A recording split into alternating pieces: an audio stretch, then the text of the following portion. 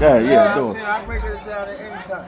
All right, then come It's over not here. about the Talk about that. phenotypes. It's about growing up as a black with the Black American experience. Well, why they keep saying that your father's like your father West Indian, so you don't? Because I don't know why. My great grandfather, who was born in like 18 something, you know what I mean, was from Guyana and came to America in the early 1900s. So that means my family has been in America since the early 1900s, at least the 1920s, let's just say. 1920s! 30s, 40s, 50s, 60s. That's mad years of your family having the Black American experience. We didn't have no special privileges when we got here. My family don't have no store or nothing like that. Like how some people come to America now from other countries and they could just automatically qualify to get a fucking store in the hood and all that type of shit. And you're like, how the fuck they did that? And we've been living here this whole time. My people grew up like foundational Black Americans. My mother's a foundational Black American. Y'all not washing collard greens in the tub. Absolutely not. That's sometimes you got to. But I say this to say, yeah, you could be from somewhere else, but you have to have enough time here in America to really absorb the American experience. So anybody that's a first generation American, I'm sorry, but you can't really claim Americanism, let alone Black culture, in one generation just because you're here. And how are you claiming it?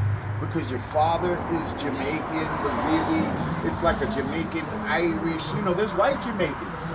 You see what I'm saying? Just like there's white people that go to HBCUs. It doesn't really make you black. Let me ask you a question though, because they tried to dismiss your message because you used the B word. Right.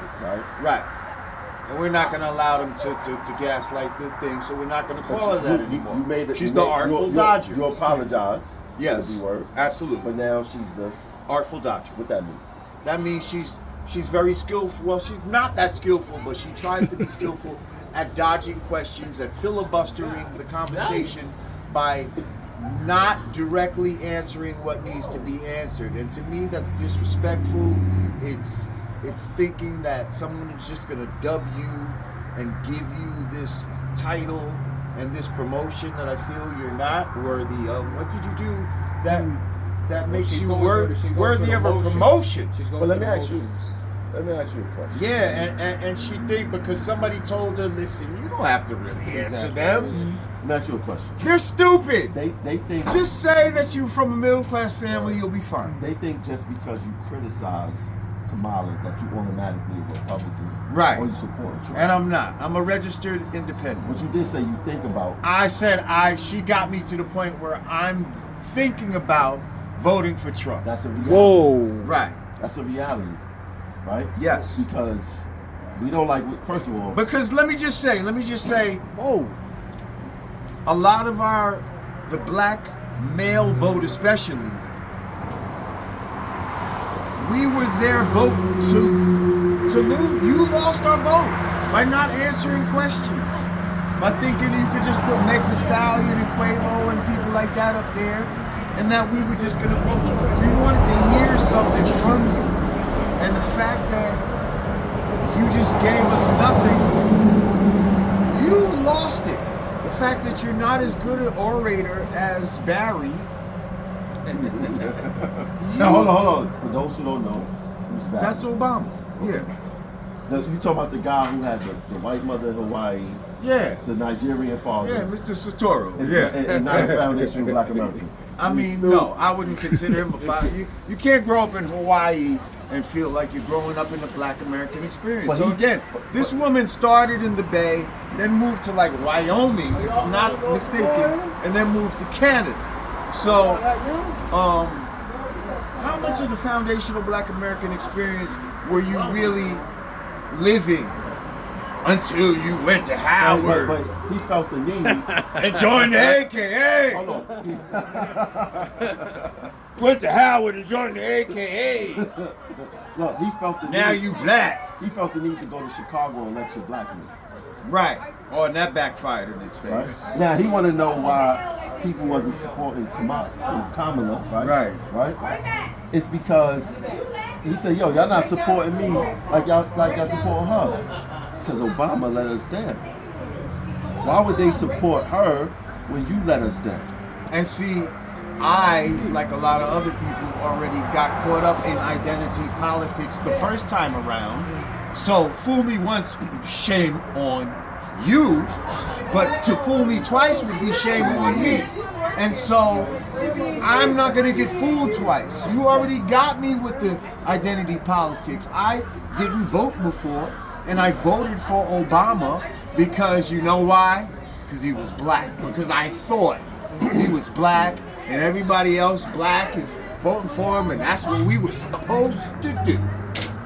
That's what we were supposed to do. It felt like and that. I felt, Like that. at the time it felt like that. And identity politics, and what did he do? He came in, he did nothing, absolutely nothing. He did things for the LGBT. Black people, the ones that put him in there, the ones that inspired white people to even vote for him. He did nothing for us. So now, the second time around, where we're looking for more tangibles, we're looking for more substance in a candidate, all I can find, especially, and it's not just Kamala Harris, it's the Democratic Party as a whole.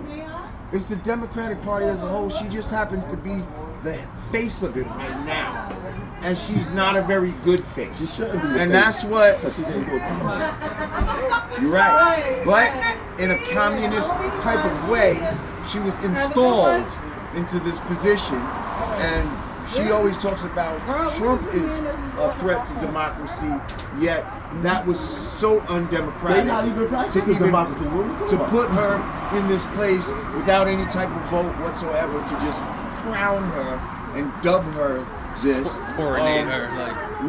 And they did it because Sleepy Joe is Sleepy Joe for real, but then she still won't admit it. He's a cadaver. She still won't say. He's past sleep. He's a She cadaver. still won't say that this man is somehow. She couldn't keep it real with the unfit. American people. She lied to us. And she keeps lying to us, and she keeps thinking that she doesn't have to answer the question. Just shut up and give me the fucking thing. He's the bad guy. That's all she wants to focus on. No, we have to know who you are. And the fact that you won't let us know that is very shady. And I know who you are. I'm going to tell you who you are. First of all, you know what's ironic? You know what's ironic? Is that the party that fucking promotes, strong black women and fucking, we don't know if a woman is a man or a man is but right now, who are they relying on? The black man. And men, period. You're relying on our vote. And then you know what's gonna happen. When you're trying to undermine us at every fucking corner. If she don't get in, they gonna blame the black man. They preparing for that already. Oh, yeah, that's they're a doing fact. this whole misinformation thing, so when he wins, they're like, he won because of misinformation. Right. That's what they're doing. Right. A winner's a win. And that's to make it seem like you black guys are so dumb that you fell for the misinformation and put this man in. No. That's not what happened. That's not what happened. We realized that who this woman was from the beginning. I realized from the minute she was the vice presidential pick what they were trying to do. I said, oh, they picked a female Obama. I've said that years ago. Even listen to her name, Kamala, Obama. It's the same fucking thing. Like, they really thought they were going to do some subconscious, subliminal shit. And, we wasn't going for it. I'm not going for it. A lot of black men are not going for it. This party, you know, I'm socially conservative. So that means I don't believe in abortion. I don't believe in, you know, LGHDTV community rights. I don't believe in all these social programs that promote socialism, okay? Because that makes the government the parent of the people. We are supposed to be in charge, okay, as the people. The government's supposed to work for us. We don't work for them.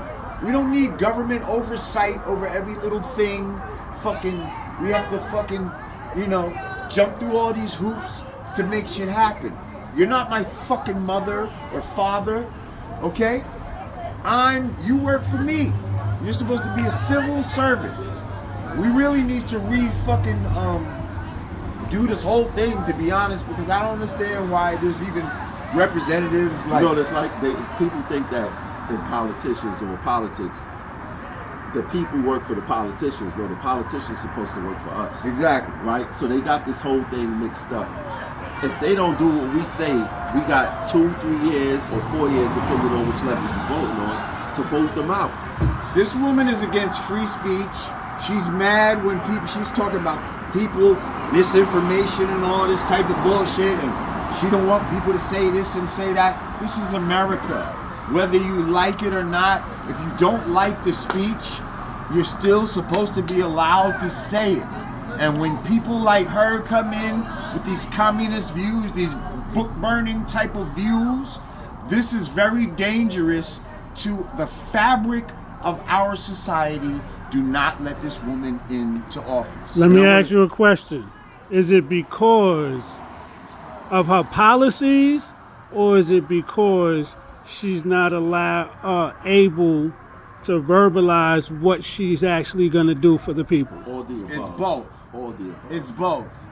So It's understand, it's people. policies that I don't agree with, and I don't believe that she's able and competent. I do believe she is a DEI hire, okay? I do believe that they just put her there because it looks good, okay? I don't believe she's earned her way there. What has she done that's so spectacular? She was a DEI hire. If we remember back in 2019, she was calling Biden a racist and all this other stuff. She got like 1% of the vote. If you was truly black, why would you run with a racist? Why? Right? It makes absolutely no sense. And I want to say something to y'all black people out there. I see y'all running with the narrative. Look, when Trump is wrong, Trump is wrong. I'm going to say that. But y'all running with the narrative that he put out an ad for the Central Park 5. I implore you guys he never said their names to watch that ad. He was talking like any concerned citizen who want rape in a community. And we got to think about the time when he said it. He was a Democrat at the time. Not only that.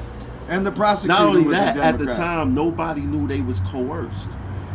So if you hear 5 kids, I don't care what color they are, did some shit. Did to a sexual assault and cop to it, what the people in the community gonna say? They say it today. I hope the streets get them, which means I wish they die.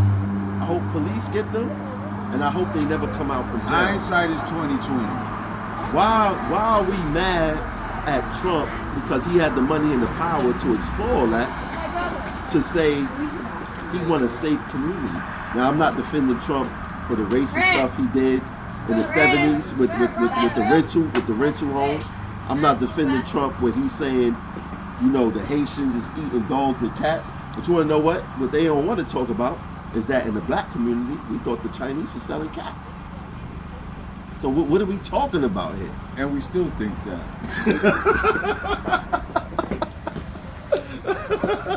Good way to end it.